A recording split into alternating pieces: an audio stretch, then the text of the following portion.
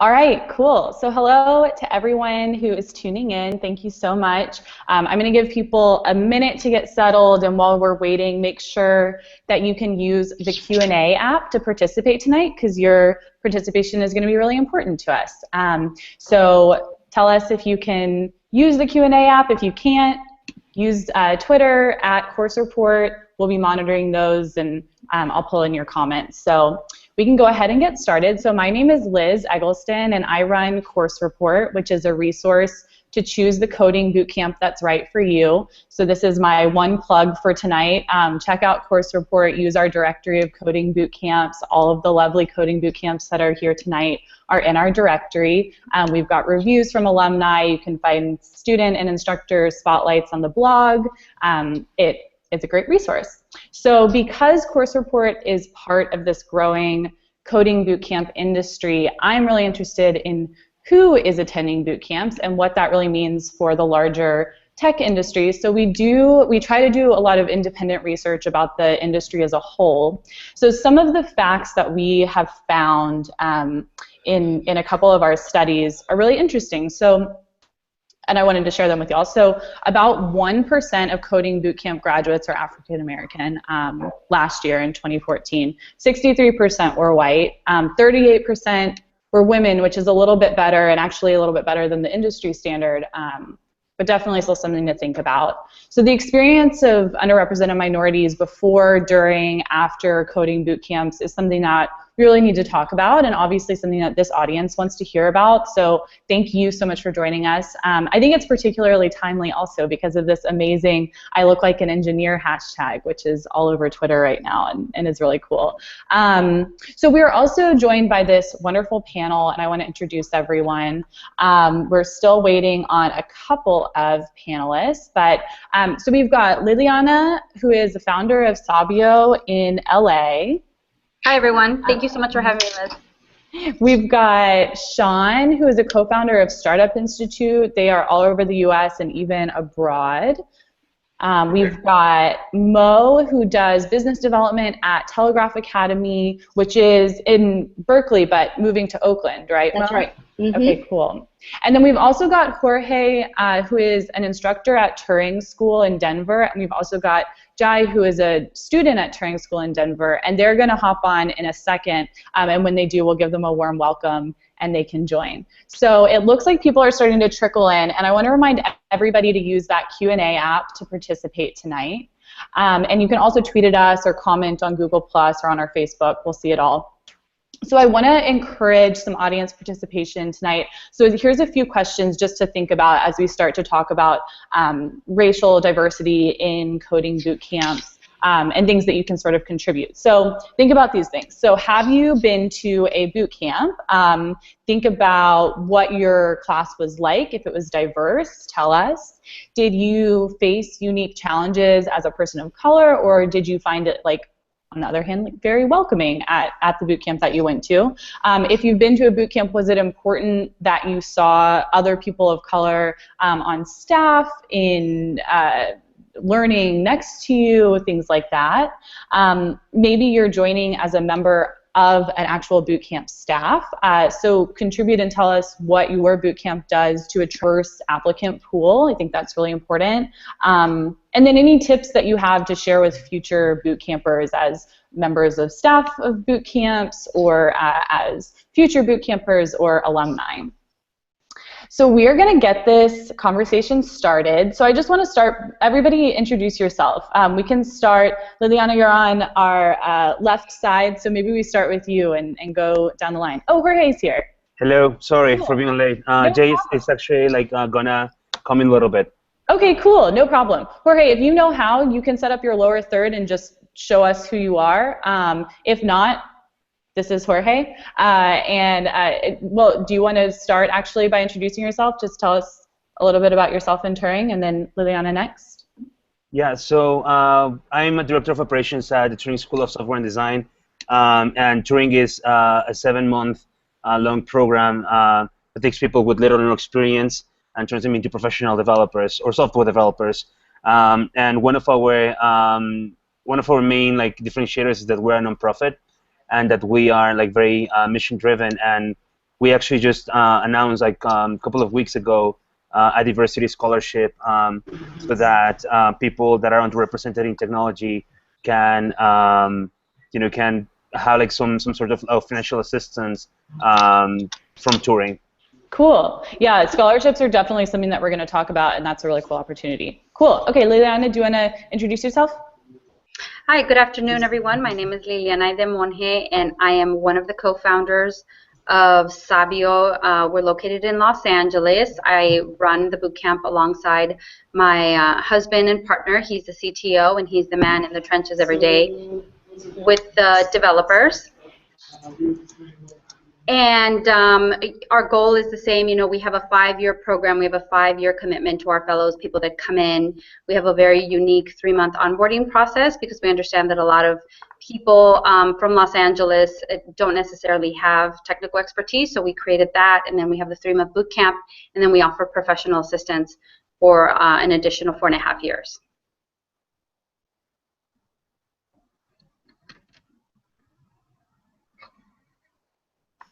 Sorry, I completely muted myself. Okay. Mo, would you like to introduce yourself? I think you actually have to unmute yourself. I'm sorry. Will do. Hi, everyone. It's really great to be here to meet all of the panelists. I'm Mo. I'm the Growth and Strategy Manager here at Telegraph Academy. And we are a software engineering bootcamp built in partnership with Reactor, focusing specifically on underrepresented people of color in the Bay Area and beyond. And so we run a 3-month boot camp, a 12-week boot camp that turns passionate programmers into professional software engineers. And we also have Telegraph Prep, which is our foundational course for boot camp. So super excited to be here. I think this is a really, really important discussion to have, and great to see that Course Report is hosting it. Amazing. All right, Sean. And there we go. All right, so hi everybody. I'm Sean Johnson, the co-founder of Startup Institute. And what Startup Institute is a career accelerator that takes individuals across a ton of different walks of life and aims at that career that they love. So we focus on helping high-growth tech companies build their teams as well as transforming the careers of individuals in that pursuit. When we first started, we've had me as well as my co-founders, which made for a very diverse co-founding team, as well as a very diverse set of skills that we teach. So in addition to web development, there's also web design and technical marketing and sales and account management so that we can increase the amount of access to this innovation economy for individuals. And then there's our alum, which are incredibly diverse from all walks of life, from 19 to 57, female, different colors and backgrounds. So this is a very, very important topic, and I'm glad to be here. Awesome. Jai, I know you joined a little bit later. Do you want to unmute yourself and just tell us who you are?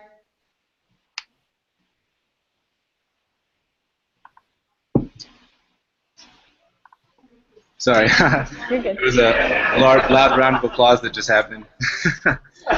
My name is Jay. I'm a student at Turing. So Jorge is one of my instructors, and also the first person I contacted, when I learned about the school.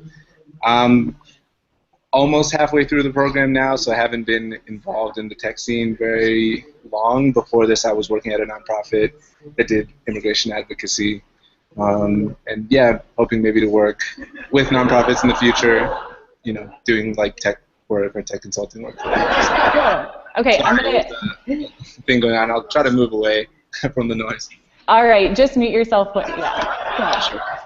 All right, so I wanna get started with some of these questions that we've got. So first, I think when we talk about diversity in boot camps, which populations are we talking about? Who is underrepresented in tech today? Are we talking about African Americans, Latinos, Latinas, Asian Americans, Pacific Islanders, low income, LGBT? Like, who are we talking about tonight? Well, I mean, I'll definitely start. This is Liliana again. Savio was created and designed to make sure that the Los Angeles tech workforce was more diverse. So for us, that we did some research, we did some analysis, and we understood that in a city like Los Angeles that is predominantly Latino and African American, they were grossly underrepresented in tech workforce. So for us, that's very important. And then as we continued to do our research, it became exceptionally evident that women in general are grossly underrepresented in tech. So our call to action is to make sure that more women are coding, and certainly more Latinos and African Americans. And then as you go along the way, you see that there's also a big issue with age. So we certainly have had a number of individuals that are older that approach us and they're like, hey, am I too old? Can I still do this? So that's definitely something that we also have to address. Those are the demographics that we're seeing here. And also Pacific Islanders, that's also a demographic that is underrepresented in tech. Yeah, I think it's really smart that you said, it depends sort of on your market also. Like in LA, those are the people that you saw underrepresented, and so that's who you sort of founded Savio as a reaction to. I think that's really smart. And I don't know if you saw the question that just came up, but right when you were talking, Mark said ageism, and then right when you started talking about ageism. Cool. Anyone else that we're leaving out? No, I think I think that pretty much covers it. Also in the sense of diversity for us at least also means diverse background. So the fact that you study I don't know literature, or that or if you didn't even go to college or things like that you can do programming as well. At least is my personal belief that the same way that you go to high school and you learn biology and chemistry. But you don't, and you can that helps you understand the world a little bit better. The same way programming is going to become a tool that is going to make make us more literate about all the technologies that is around us, and will allow us to empower and impact our surroundings and our communities. Yeah, that's a good point. So Jorge had talked about Turing being a nonprofit school, but largely this coding bootcamp industry is for profit. Why is it important? Why have your schools adopted the commitment to racial diversity in particular? Why take the time, I guess, other than a moral imperative? Or maybe that is the imperative. No, it's absolutely important. I think when you look at how the world is changing, we're becoming more and more diverse as just a human race, regardless of when we talk about some of the different ways that we want to identify each other. But as that continues to grow, there's more and more opportunities to be a part of this workplace, and there tend to be different things that start to separate that, whether it's about socioeconomic status or just cultural fits and the things that people go to when they pattern match and decide what to major when they pick a major, or what they think they can do because of what their parents or role models have done. So to tear down a lot of those and to make it a more welcoming, inviting place, it's not about making diversity about, oh, let's give an opportunity to those less fortunate. It really is about collaborating and adding more people to this innovation engine that we're all a part of. Yeah, just to chime in, for Telegraph, I think our commitment to racial diversity is just born out of our own sort of personal experience as people with non-traditional pathways into tech. And so, our founders, one of our founders, Aubrey Brown, was, basically grew up in Berkeley, grew up in the East Bay, 15 minutes away from San Francisco, the tech capital of the world, and saw very, very quickly that there was no real direct pipeline from his community into, lots of tech companies across the bridge. And so, we just made it a really big cornerstone, really, of the school to reach out to people who looked a lot like us, who have the drive and the passion and the grit, the work ethic, and really just are looking for that direct pathway into opportunities that would enable them to fulfill their full potential. And I think, sorry, just to add to that, and I think that what you mentioned is actually very important. Once we were or there was like this event of other like developer schools, and then when we were like talking about diversity, then the immediate reaction was that yeah, we don't want to be like lowering or accepting the students to like diminish our academic like learning. And first, like the other like people that were like in that room were all like white dudes, right? And then like the other thing was it's like why like what my answer for that was like, why are you assuming that there is no like people capable like in those areas? We're just like looking into places that you haven't looked because you have like a selection bias. But Right. we're never lowering, we're not like lowering our requirements, our qualifications, or our logic. We're just like looking into like the Latinos that are like, I don't know, like, you know, maybe they wanted to grow up like being like a football player, or maybe they are in an inner school, or maybe, you know, like they didn't have like a role model that was like showing them that. And actually one of our best students, like he's a 18-year-old Latino that is now like working in New York. And it's like, if we haven't looked in those places, we haven't like found that like untapped talent. It's not that we're like lowering our barriers of entry. We're just like looking at people that we didn't believe that that could do it before, you know. But they are totally capable of doing it.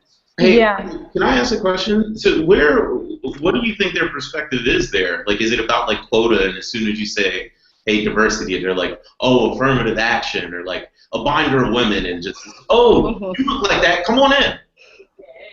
Yeah, I don't know. Like for us, it's kind of like that, right? Like they just assume that by making like things like more diverse and all that, is just like it will mean that you know, that we're gonna have to lower our barriers of entry because they haven't had like the opportunities, and there's like economic hardship or some like I don't know, like educational like I don't know, like liability that is not preventing them like to move on. Which for me, like, it's just like, I don't know, it's just like it kind of like tells you a lot about like the preconceptions that we can have like when we deal with minorities, that is actually like affecting you know, whether like they feel comfortable in our communities, in our industries, when they join like a company and so on, you know.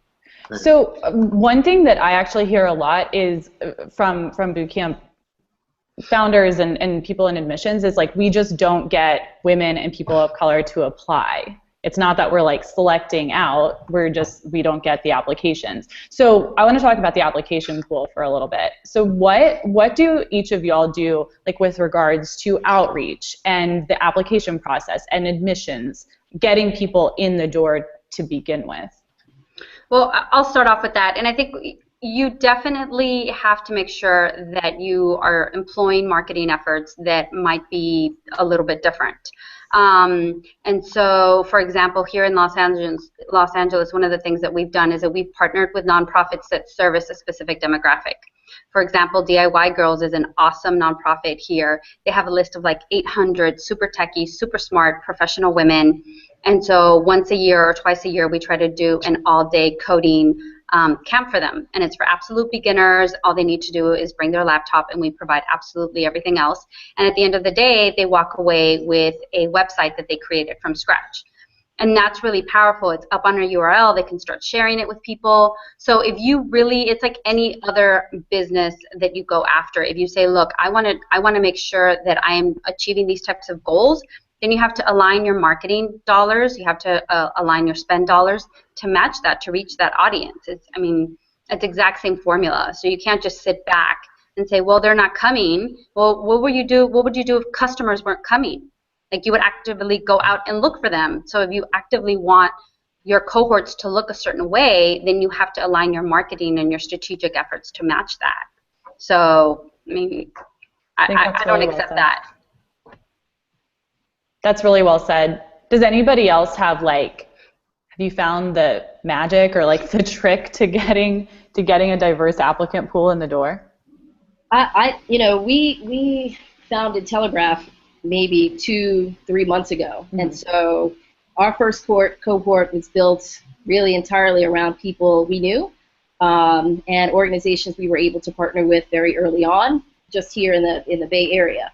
I think what Liliana is talking about is more of a reflection of how disconnected companies are from communities of color, and I think The fact that we have a diverse founding team, Savio has a diverse founding team, Startup Institute has a diverse founding team. These marketing practices are common sense for us, right? Like, there is no such thing as we don't know how to reach people. We're around them every single day. And so social media is a really, really big tool for us to reach out to people of color. Just going to events and supporting programs in our communities, huge tool for us to reach out to people of color. Our Telegraph Prep program, this onboarding program for boot camps, gives people an opportunity to test drive boot camp, to test drive programming, to demystify what it is. And those are three really, really easy things to do that if given time and attention, I think we'd really start to see the applicant pools open up in lots of boot camps. Does anybody offer, oh, we lost Jorge. Oh, And hey, Mo, I think your bang's trying to steal the show. What's going on? Yeah, it's got a mind of its own. But I kind of like it, so I'll just tuck it back. Yeah. Well, while Jorge joins us, I guess there's probably two other things that I'd add on to that. Mm-hmm. So, while I agree that you have to put your money and your time where your mouth is, there's also communication and culture, which is really important. So, the culture piece, I think, when you talk about having an inviting culture, when you talk about having representation, it definitely invests in itself, right? So, the fact that there's founding teams that are diverse all around here, number one, it just makes it easier, because if you are looking to go into a network, an opportunity, or an educational experience, the first thing you're going to do is like, well, who else is in there?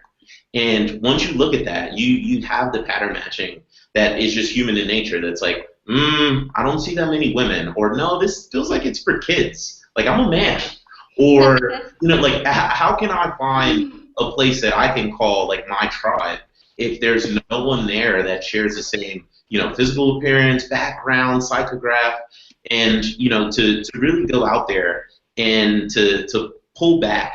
Like, who gets a seat at the table, right? Like, there's so much, I guess, conforming that we end up doing to belong in the startup community that we say, okay, well, let me wear this certain outfit, or let me read this book, or speak this certain way, and then you end up like filing yourself down into like this dual consciousness, to where like, oh, well, if I'm gonna be in that world, well, I gotta act like that. But here's the real me. I'll do this with my friends, or like my people.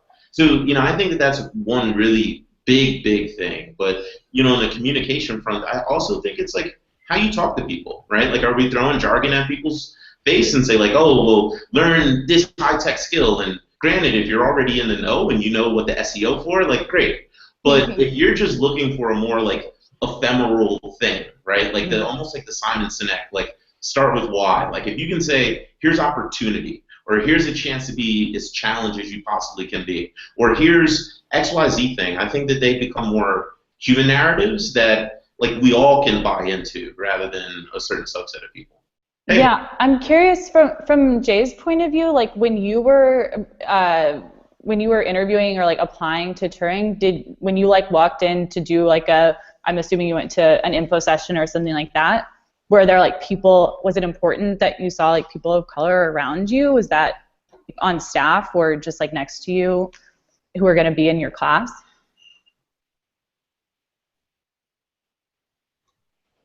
Oh, I think he's frozen. Oh, okay. Cool. Jay, did you? Oh, sorry. Yeah, I got kicked off. I don't know. I keep switching back on the Turing has 2 internet networks. Oh, no. Sorry. Yeah, so like, well, Jay, I was just curious, like, from your perspective as a student, when you were going through the admissions process and like looking for boot camps, was that important to you to like find a boot camp where there were like people of color around you, on staff, things like that? I don't know if that was like specifically a criteria I looked for. I think that I read some kind of posts on Quora.com that Jeff had written, and I interacted with Jorge. So I think more so, like what generally impressed me about Turing was that they talked a lot about inclusiveness. They talked a lot about like tech existing in a context outside of just the industry and how the industry looks, but bringing tech to people who aren't necessarily like traditionally have traditional tech backgrounds is kind of like, it's something that's central to the mission. So I think that, like, I don't know, just the impression I got was that it was a very open place, but I didn't necessarily expect to like be in a very diverse environment though, just from like, I guess, my preconceptions about what the tech industry is already. Got it. I have a question. Does anybody offer like a scholarship? Is that a way that people get applicants in the door? Well, I will say that, I mean, I'm sure you are all aware of the pretty egregious racial wealth gap. And in America, it's about $100,000 difference between, I don't know, white or Caucasian Americans and Latinos and African Americans. It's close to $100,000. So you cannot separate, unfortunately, at this time, race and wealth. So it plays a huge role, right? Attending these boot camps is certainly difficult. It hits the pocketbook in a certain way because you're not working during the day, and then you're also having to pay tuition. Plus you have to buy a laptop. So they're intertwined, most certainly. So if you push the needle on one side, it's definitely going to help both things. It will definitely help increase diversity. If you can have flexible financing options, if you can offer scholarships, if you can have weekend programs. We did 3 weekend programs. We did nighttime programs. We've done all kinds of things to make sure that our cohorts are diverse. Yeah. I guess I see like a lot of $500 scholarships for like underrepresented minorities at boot camps. And I think like in the beginning of this industry, like the boot camp industry, that was really cool to see those. And now it feels like everybody has one of those. Like, what do y'all think about like the $500? I think well, at least like for us, we certainly don't feel that it's enough, and that's why like we launched 2 scholarships per cohort for underrepresented groups, and those scholarships are like $4,000, which covers kind of like I think like about like 1/4 of our tuition, plus like we make sure that like we offer like financial options for our students, and they can select like the financial partner that they prefer, and we're negotiating actually with some of our partners so that they can so that we can offer like universal acceptance, meaning that if there is like a student that is already accepted into Turing, that they receive immediate like financial assistance regardless. And we just don't want to be we don't want to be like the program where like people who can afford go to. We want to be like the program with at least with the best and most diverse like people. And if there is anything that we can do to do so, like we're certainly like we'll do it. And even like sometimes like people just come to our program and they are like, like I can only pay you like $1,000, and I can like can I finance like the rest of it? And we have like internal meetings, and we can and we even like set like custom like financial plans for them if we think that the applicant has like has a drive and the skills and she or he like totally is worth it. Yeah. So I think like that need blind approach is maybe even more like appealing to me in thinking about this topic than like the scholarship level stuff. Yeah, I mean, I'd love to just chime in really, really quickly. I think one of the things that we were looking at doing when we partnered with Reactor was really attracting a diverse cohort. And so we worked to reduce that financial barrier by essentially guaranteeing financing for any student who was admitted into Telegraph Academy. And so it's it's not a $500 scholarship, it's not a $1,000 scholarship. It is a $2,000 deposit, and we'll work with students on that even. It's a $2,000 deposit, and then you can finance the rest with a lending partner. So I think one of the things I would love to see, however, is just more options in the financing space. I'm pretty sure that we're all looking for opportunities to just ensure that anyone who wants to come to our program and is qualified and awesome can actually get here. And I don't know, I feel like there's not a lot going on in that space, and there's some consolidation going on that I think is a little scary also. Hey, Mo, how does all of that work together, though? So, I'm thinking about that point, and, at Startup Institute, we've done things, and offered a veteran scholarship. We've done a program with iRelaunch to have, women that have separated from the workforce that are looking to rejoin it, as well as ones for, racial minorities. But, I do agree that having like the $500 tax credit just isn't going to cut it. It's like, oh, you get a coupon for, being different.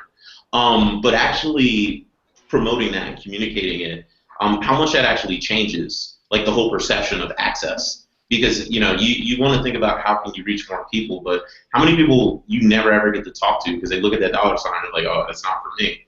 And, but when you think about the financing options, a lot of them also, fiduciary responsibility, whatever but it's not like those are the friendliest or pro people with other economic or socioeconomic backgrounds.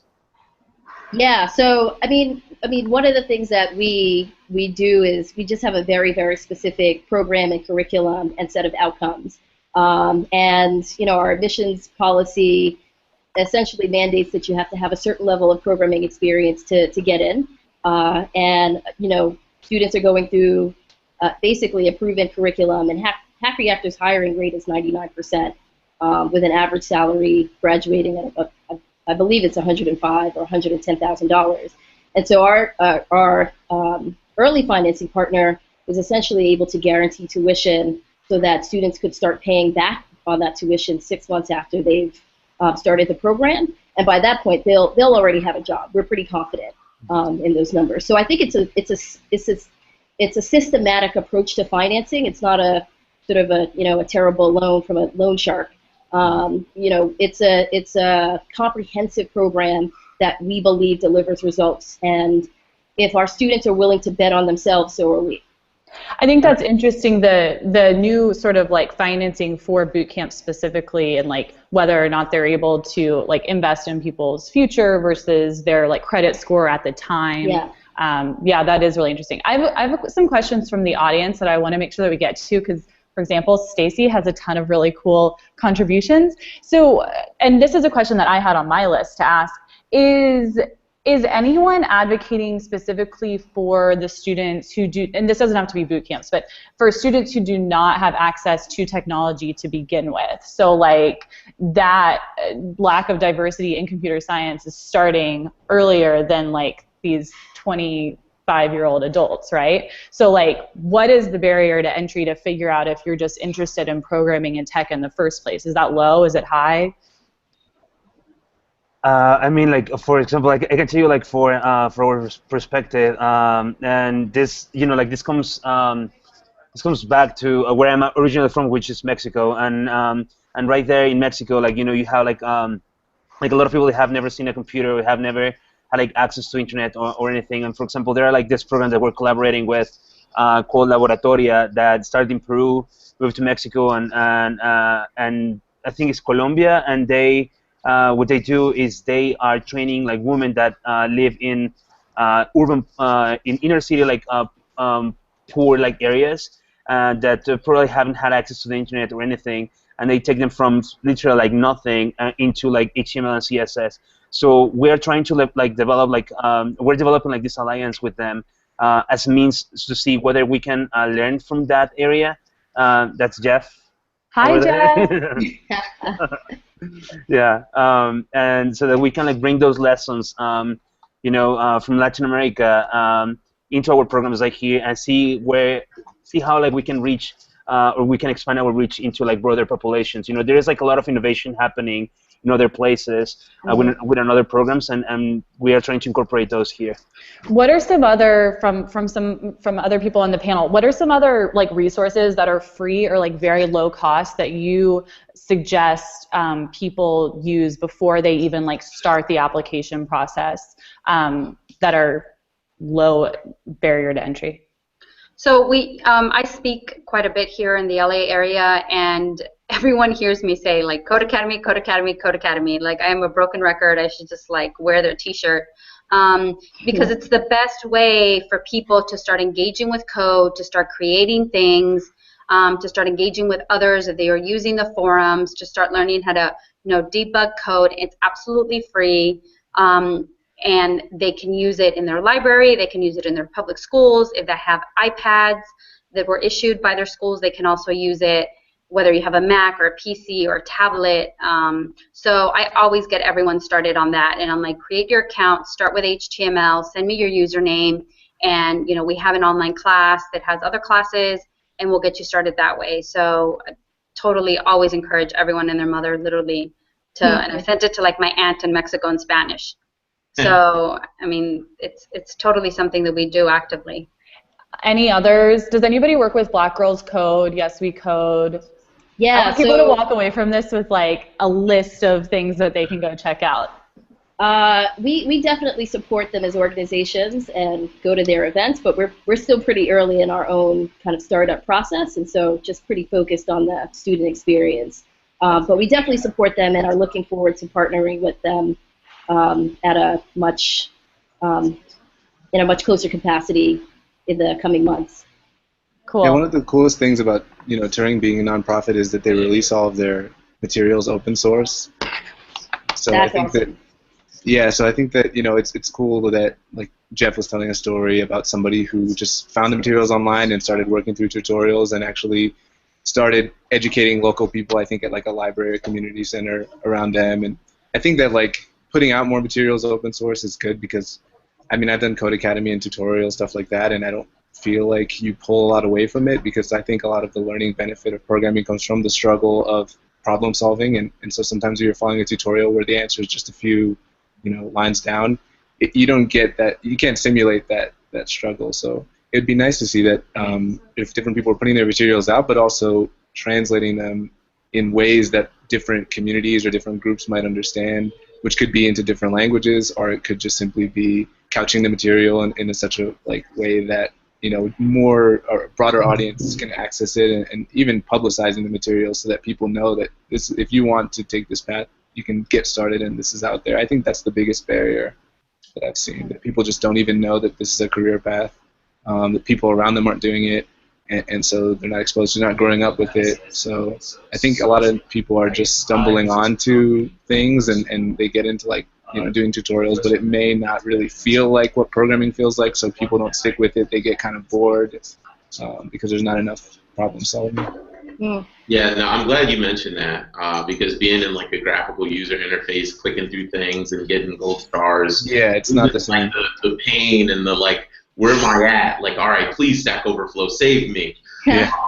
Which is what real programming is like. But I think the other thing, Liz, that ought to be touched on is it's kind of well stated that the hardware of choice, right? Like, go get you a Mac or at least like a Linux machine that can do the job. How expensive are Macs, right? And you want to talk about it's very popular, like whatever netbook you can get. But one recommendation that I'll throw is Nitrous.io or other virtual development environments are amazing because they're all cloud-based. You can have a terminal, text editor, and run what would have taken you a more expensive machine and some software and something that you would always have access to, and then just log in at the library and have access to all of that at one click.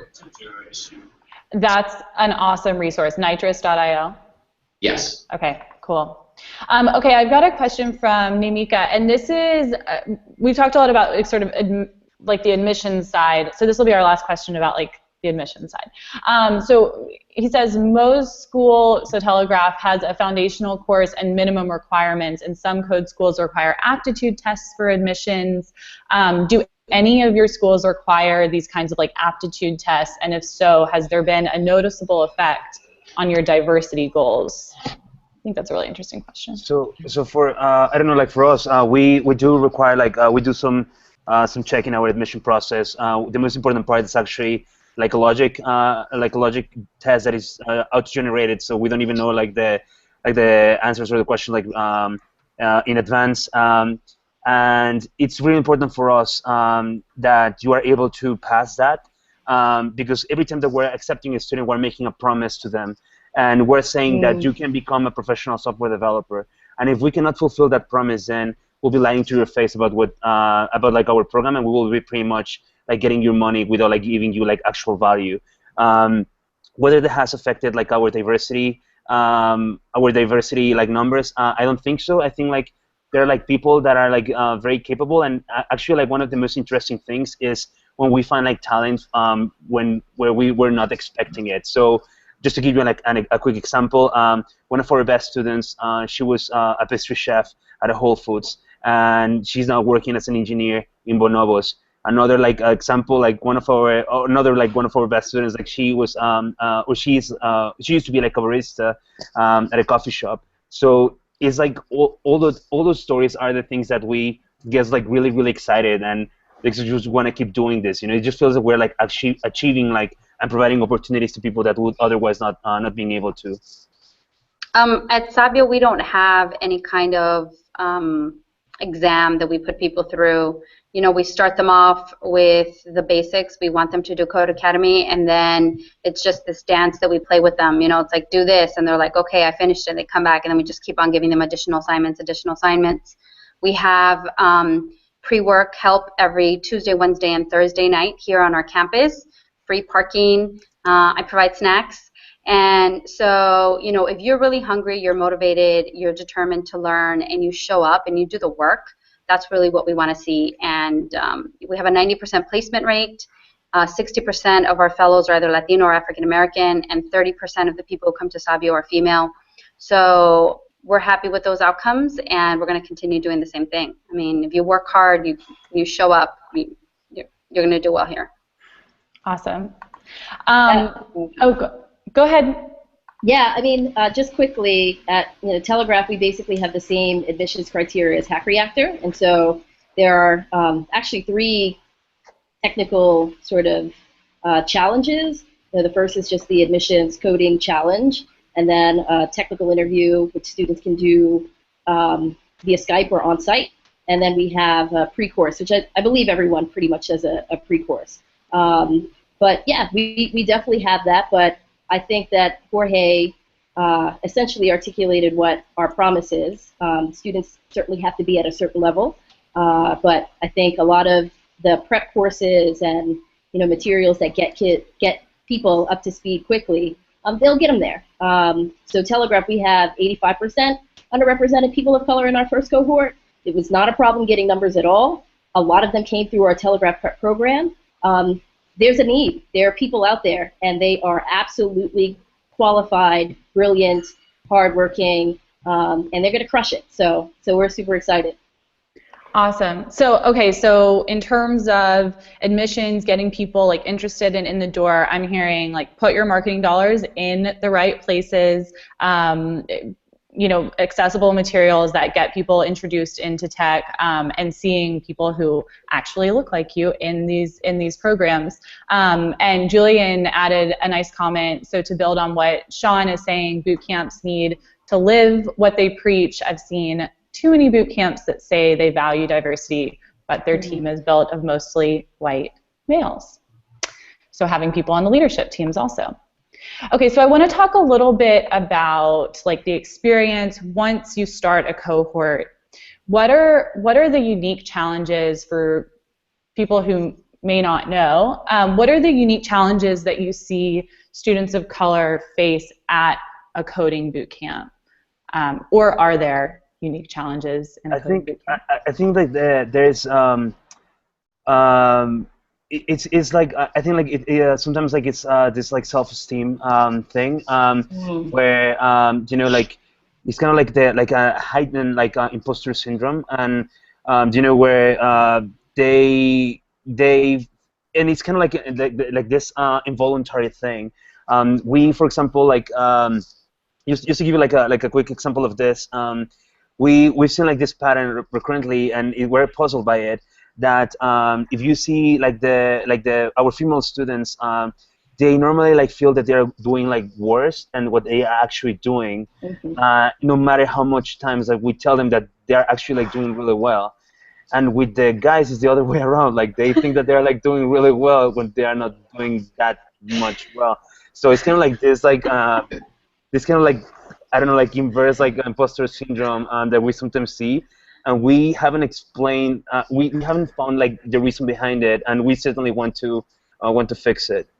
Yeah, so I would say that yes, I mean, like Dunning-Kruger and the imposter syndrome is like totally a thing, and I think it's interesting how it works. But the other thing that I would say is there tends to be like a misplaced association. So by no means is this journey easy. Like no one just comes out of the womb like writing code.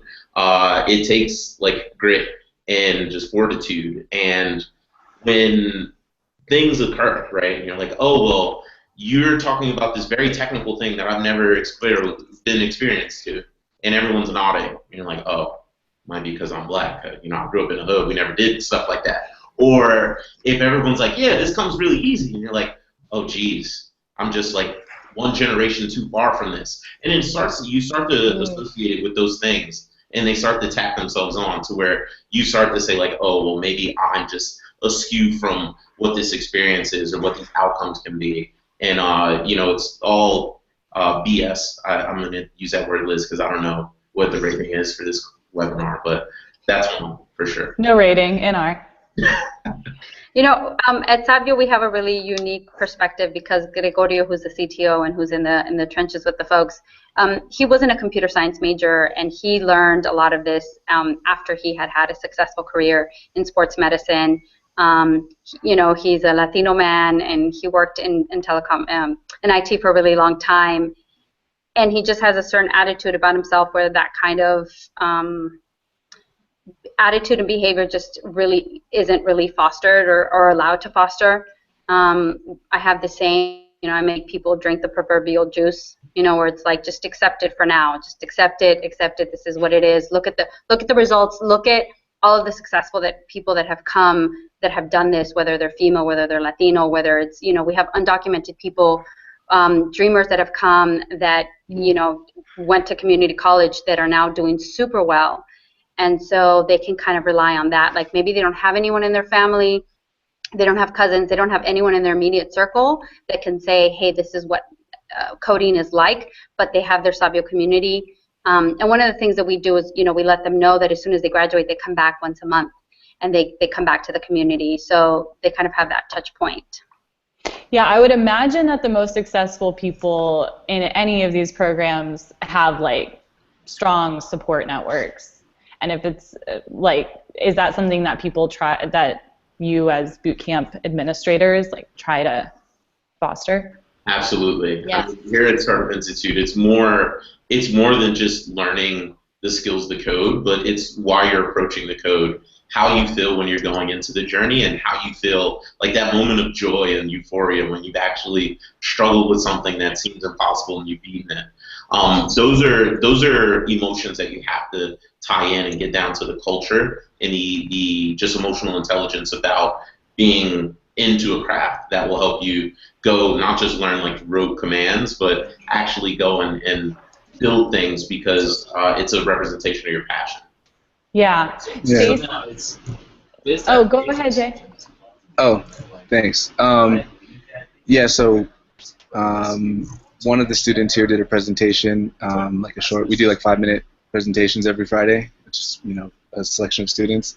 One of the topics she had was basically how your environment is the #1 predictor of your success in any situation. There was a cross like company study of programmers, and they found that like programmers in the same company perform similar, despite, you know, better than any other predictive factor. So I think like the community of inclusiveness is important, and I think like one of the things that at least I've noticed is coming in is that like, you know, your first couple weeks when you're really setting up group dynamics, when you're getting to learn the place and forming relationships with people, I think if you have a lot in common with those people, or you feel like you have a similar background as them, whether it's experiential or, you know, your racial or ethnic or whatever other kind of background, then usually you find a more like hospitable environment. You feel like you're part of something. Let's say like Liana said something about drinking Kool-Aid. It kind of feels like you're joining up with this sort of cult-like environment because you're just with these people all the time. And so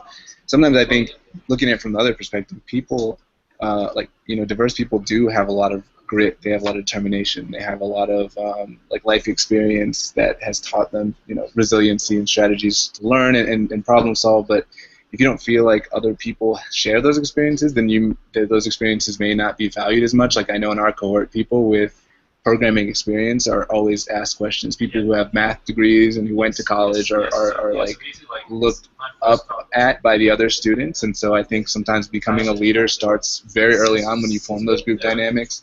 And maybe if you don't feel like you have a lot in common, or you don't feel like the messages and stories you have to tell resonate with the group that you're in, you may not ever really step into that leadership role, and then you may not really feel like you're, the imposter syndrome and all the stuff that you talked about. I think it was Sean who said that, that can only be like heightened by that feeling of like, I'm not a leader here. I know I'm not the best. I know these people are just crushing it every single day, and I don't feel like whatever I have to add is really valued by people. I think that like starts kind of early in people's heads, and you can just never get out of that sometimes, and you're just defeating yourself every day when you come in before you even start writing code. Really. Hey, can I just say what I think is one of the most insightful things that we just said on this webinar is what just came out of your mouth when you were the whole time he was talking, I was thinking, this is so insightful. Yeah. Thanks. Well, think about minorities. Aren't they the scrappiest, smartest, most right? Exactly. So anyway, it directly translates to writing code because you need to be like that. It's everything, right? Like so, a lot of the veteran initiatives that we have. You look at where they may or may not fit into the tech landscape currently, and especially in the most high growth part of it. And you're like, well, why the hell not, right? Like these people, they are not risk averse. They go directly into risk. They've led like platoons of hundreds of people. They've got all of these amazing skills, but just give them one shot to port it over into this new context, and all of a sudden they shine. But if we could learn one thing, it's definitely that. Thank you. Yeah. I have a question from actually a couple people have asked really similar questions, Stacy and Marcus. So are people leveraging alumni? Jay, I'm just going to mute you just because we're getting a lot of feedback, but okay. Are people leveraging alumni networks? Are there networks specific to minorities at boot camps? And would that help by providing a pool of role models and experience? I haven't seen it. I mean, obviously, alumni networks are huge, and like whether they're formalized or really informal. Have y'all seen boot camp specific minority alumni groups? We haven't seen. I mean, we had like a good like alumni network. And they're like, for example, like they form like this group like women at Turing, where they like the female like alumni, like they support like fellow like female students to go through like our program and deal with like some of the things that that happen in the tech scene and that they're like seen as acceptable.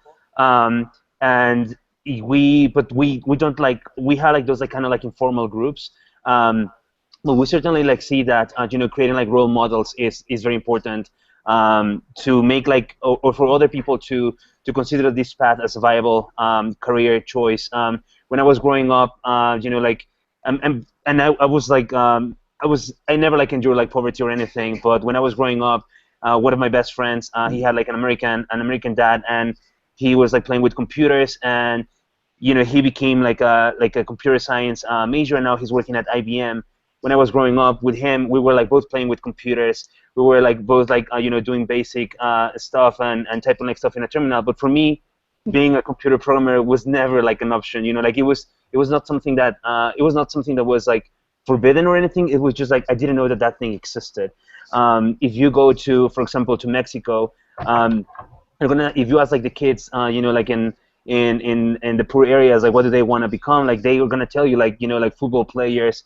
And they're gonna tell you like maybe like ranchers. They're gonna tell you even like now like probably like also like related with drug stuff, which actually has happened in Monterrey. And it's just because like for them like those are they are the risk takers. They are like the guys who made it like outside of like the poverty and everything. So it's just like about like providing like options to the students and providing them like viable alternatives, and they can maybe like make those decisions for them. Anybody else have alumni networks that are specific to racial, gender minorities? What had said is like for me like the biggest part of the point, right? Like so, while I do believe that we should celebrate and support that type of diversity or likeness that happens inside there. But the reality of it is, these people have already made their adventure. They've already stepped out and decided to come to one of these experiences, and they then saw the likeness in the people that they took the journey with. So, now there's actually less differences or more things that you can celebrate than not. And, if you still decide to find your tribe, that's an amazing thing. But really, how can you move that outside and much, much earlier to where if you are thinking about going into drugs or ranching or what have you, that there's that communication and that sense of, community there to where you can say like, because the drug dealers are there, right? Like there's a whole ton of them. They got the money. They hang together. Like, how come the devs aren't hanging in the hood? Like, yo, look at this. I make 6 figures. You trying to get with us? But, maybe if we would. Yeah, I think that, like, again, you got to communicate those messages to the communities that you want to reach. Like, you have to, either you personally know the community or somebody has to really know the community well enough that they can compete with those other voices that may be trying to beckon people down paths which aren't really going to be helpful to them, but they have no way of evaluating those things other than what Jorge said, which I think was really interesting, which is that, like, you see people around you are successful in your eyes. They may not actually have anything to offer you, but they're the only people you see. So it would be nice to see more people, or even just like be a person to translate those messages of like, this is a path, this is something you can do, and like you're gonna be just as cool as a some flashy person showing you, like, trying to mislead you who's around you in your community or something like that. Yeah, for sure. So, okay, we're nearing on about an hour, so I just want to make sure that we talk about the workforce and how you get students placed, but then all of that good stuff. So you've all been a part of the tech community from for some time. How have you seen the market demands changing for a more diverse workforce? So I'm getting a lot of questions from our audience about, once you have those skills, is there a real barrier from a diversity perspective into getting hired? Do you experience that? I'll start. I'll say that it may be that all the press that the tech companies are getting for not being diverse, that's kind of trickling down to the rest of the tech community. And in here in LA, there's definitely an appetite for more women engineers, for sure. Whenever we talk to hiring managers and we tell them about what we're about, they're very, very excited to engage with our women engineers. And the women engineers that we've produced have been phenomenal. They're awesome. They're working. They're doing really well, and they're succeeding. So that's a great thing. And I mean, our job placement is really high, and people are doing really well. So I think it depends on the community that you're in. But in Los Angeles, they're definitely very well received. Yeah, I mean, definitely here in the Bay Area, our students are in demand. And because we partnered with Reactor and have access to their hiring network, it's hundreds of companies that are interested in diverse tech talent, and we don't anticipate that there'll be any issue with any of our students getting hired. They're exceedingly qualified, and companies want them. They're desperate to hire them. So I think that anyone who is looking to get into the field, should definitely look at any one of these programs as a direct path, and know and feel confident that you'll acquire the skills to get the job that you want. So for me, I think what's interesting is that where we are in this zeitgeist, as it was mentioned, right? Like, there's now both a carrot and a stick, and I really hope that it continues to stay in the stream of communication. But you do see a lot of these phenom tech companies being put in, taken to task for their lack of diversity. But then you also have the reports that First Round Capital have put out about what having a female on your founding team does for you in terms of the correlation to success. So, whether or not those two can motivate people, I think that we're all doing a great job at putting out folks that are diverse in a position where they're very, very qualified to succeed. But then once they get installed into those companies and they do experience that success, I think as much as pattern matching is a very human thing, then it gets to work in our favor, because then you've got an older junior employee looking for a more mature junior employee, instead of saying, you're not fresh out of college, I don't think you should be making this career change. Or you can say, hey, I like your bang, Mo, come on in. I think that is one of the more interesting things that's happening, and ideally we can keep the communication and conversation going. Yeah, and Sean, I think it's like what you were saying before, that engineering as a career is a very creative thing, and so like it only benefits from having a diverse team working on a project. Like, so too does a company only sort of like benefit from having that diverse team. And actually, to add to that point, Liz, at the end, like, we're going to be building software to solve like people's problems. We're like building tools for humans to interact with, and we need to be able like having a diverse like group like gives you like more insights of who's going to be using those tools, what are the problems that are like out there, and how can you solve them. So right now, one of our students, 17-year-old, is like building like a medical app for like diagnosing like people that live in remote like accesses like in Latin America, and he gained that insight by traveling. And if you don't have like that that diversity like around you, then you'll like keep like thinking about when you're like building like products, you're going to be building like the like Snapchat clone or an Instagram clone and stuff like that, when maybe there are like bigger problems that we actually need to tackle. But I would say, it feels like we've kind of come full circle, Liz, because I would say that earlier you asked if it's a moral imperative, or I would say that it's actually a business imperative that these teams be diverse. Facebook came out and reported that of their 1.5 billion users, roughly less than 25% of those users are in the United States. Mm-hmm. They are a global company, and if they want to get to 2 billion users, they have to diversify their workforce. Mm-hmm. It's an absolute business imperative, because you can't be creating products for the entire globe with 20-year-old males. Yeah, it just is not going to work.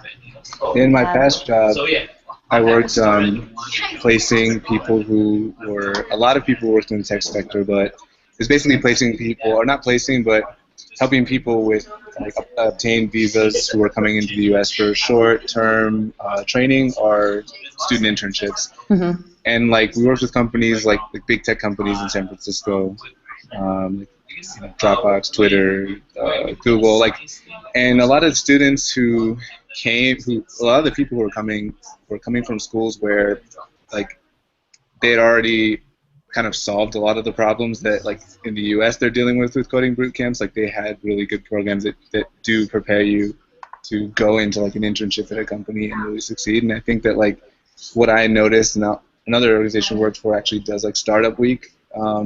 So what I noticed is that all the people I interviewed and talked to, their goal was to go back and start a startup, help the burgeoning startup culture in their country, like, get off its feet and take the knowledge that they learned from like the Silicon Valley model and apply it in different places. So the tech industry is going to change, and like Liana pointed out, it is a global industry, and so if companies don't realize that people who understand those markets need to be in the decision-making roles in the companies, they're not going to be able to get to the next level of wherever the industry is going. And there already are, from what I can see, tons of people and tons of companies in other countries who are already thinking of these things. So anyone who thinks that you can have like a kind of like myopic view about who uses technology and how it's going to be used and still succeeds, I think it's just because people are thinking of like diversity from the U.S. context, but they're not thinking that everybody around the world also has computers and is developing, and the tech industries in those countries looks radically different from the tech industries in the U.S. And so you need people who can interface with those other those other sectors and other places in order to grow. Yeah. So obviously boot camps are affecting like the pipeline of types of graduates and developers that are going into companies. But I think that there's also like something to be said for like, do your teams, sorry Jay, I'm just gonna, okay, thank you. Do your teams do work to make sure that the companies that your graduates, especially graduates who are underrepresented minorities, are going into like welcoming environments? Like, is that a huge, I don't know. I feel like that would be a huge issue, right? I talked to a woman actually, and we just published a Q&A with her, and like her first job out of a boot camp, luckily she's like at Twitter now and is a total rock star, but her first job after a boot camp was like terrible. Like people were awful to her as a woman on their team. Like how do you prevent that from happening, or can you? I mean, I don't think that it's possible. I think the thing that women, or anyone that has these skills, they can be selective with where they go. And so, for example, the last woman that got hired, most recently got hired, she's a Cubana. She immigrated here like 10 years ago from Cuba. Super bright woman. She graduated on Friday, and on Monday she started working. And she had 2 job offers. So I think as a diverse candidate, you can rest on the fact that you can actually be selective, and that you need to find a place that's going to be correct for you and that's going to be great for you. And you can feel a lot of that during the interview, during, when they ask you to go out and have coffee. You can really understand the dynamics with the team, and they need to make wise choices. And they can't do that because right now there's so many jobs that you can be selective as a candidate, which is awesome. Yeah, I would add to that. At Startup Institute, what we do is we teach directly to that cultural filter, because there's nothing worse than that horror story where you're like, hey, what a great brand, and the offer letter was tremendous, and then I got there, and I'm a single mom and I've got kids, and they keep making me drink beer and stay till 2 in the morning coding. WTF? Again. But it is important to filter for that and find your tribe, whether that's just like your lifestyle and where you are, how you decide to feel empowered or push through conflict, or what are the things that these people want to do when they're not working, and is it okay if you don't take part in those? All of those are very, very big questions that you have to be selective. Regardless, whether the market is on your side or not, because I think that it does have a lot to do with your overall happiness. And unfortunately, there are people that before they come through some of these programs and get that career acceleration are a little bit more in tune with like, I got to do what I got to do, right? But ideally, we can all provide opportunity for them to think much bigger and attain much more. Yeah, I think like for us, it's we certainly like rely on our alumni network. And if someone had like a bad experience, then we no longer like recommend that place to our students. But also like what we really tell our students like all the time is like, if you get like a job offer and you visit visit like the place, talk to the engineers, see whether like you like hanging out with them, as Sean was saying. And also like if you remove like all these like perks, if you remove like the ping pong tables, like the beer kegs, like the Xboxes, like, do you still want to work there, or is it just like all these like flashy things that are kind of like distracting you from the real thing? And ultimately, what we recommend our students is like you have to, feel like that you want to wake up and go there and want to work. That you want to like keep learning, that you feel feel like joy when you face like a challenge or a problem, and if you find like that environment, regardless of the racial composition. Or the gender composition of the company, then you should probably like be there. Wonderful. Y'all, okay, I have one last question for the panel. So what kind of responsibility do you think that graduates of these boot camps have to like future generations of Black and Latina female LGBT future programmers? Do people like stay involved in the community in your experience after they graduate? What do you see there? Yeah, absolutely. I mean, well, first I'll say the biggest responsibility that you have is to remember. Once you've made this transformation and this career transition, remember what it was like to not know. Remember what it was like to pursue other opportunities that you thought were the most grand ones you could ever have access to. And remember the fears that you had when you were like, well, I don't know, like not work for months? No. I got to keep this hourly job, right? Like how can you communicate to your former self? Because those are the people that need to hear it most. And, at Startup Institute, we do that a ton. There's a very large amount of our student base that comes from referral. And, you know, it happens pretty organically. They just go out with their same friends that they have, and they're incredibly happy and fulfilled in their careers. And then their friends get jealous and say, why are you so happy? Like, work sucks, right? And he's like, no, it's not. You want to find out how? I mean, I would say that it's definitely, you know, our responsibility as operators to tell the success stories. You know, some people are just kind of shy, and that's not their thing, is to tell the world exactly how awesome their job is now. But we make a big effort to put people on camera and to make sure that they tell their success stories, because there's so much out there that talks about how terrible it is for a woman to be an engineer, how terrible it is for a person of color. And so we have to, like, change that narrative, and we have to show success stories so that so we can start to change this. It's like, okay, that's how things were, but we're working and we're doing things to make this different. Yeah, I mean, at Telegraph, we certainly set the expectation with anyone who's applying or taking the prep course that we're out to build a real community of, you know, software engineers of color in Silicon Valley and beyond, and we expect that they'll come back and contribute. So that's happening largely on a much smaller scale now, where students from our Telegraph prep program who are applying or have already gotten into Telegraph Academy will go back and TA our Telegraph prep course. So they'll go back and they'll answer questions from classes. They'll come back in the evenings and on the weekends. They'll join live streams. They'll join Slack and just answer questions and help some of the newer students along. So the expectation is that this is not a one-off opportunity. They don't come here for 12 weeks and then completely disappear. But, you know, we expect for there to be some community leadership and stewardship, and we're trying to bake that into our culture very, very early on. Yeah, like I agree with Mo. Like you put it like really well. We tell the same thing to our students when they are getting into touring. They're not getting into school. They're getting into community. Yeah. And it's expected for you to become a leader within that community. We fortunately have seen like all of our graduates coming back and then you know, become mentors or then giving like talks at RailsConf or RubyConf and things like that. And every time that I can, every time that we have like a student you know, that is from an underrepresented minority, I actually like when we had like one-on-ones like on a weekly basis, and I sat with them when I have the opportunity, and I tell them like, I want you to become a leader. You know, I want you to become a role model. Like, bring at least like one of you like you know, like into this field. You know, like and give back. You know, like go. And this goes back to what Sean was saying. You know, like it's kind of like you have like this kind of like responsibility of making these options available to others. Mm. Awesome. Well, y'all, I have learned a ton tonight. I think that this has been a really fruitful, like very much beginning to obviously a longer conversation, and I wish that we could talk all night.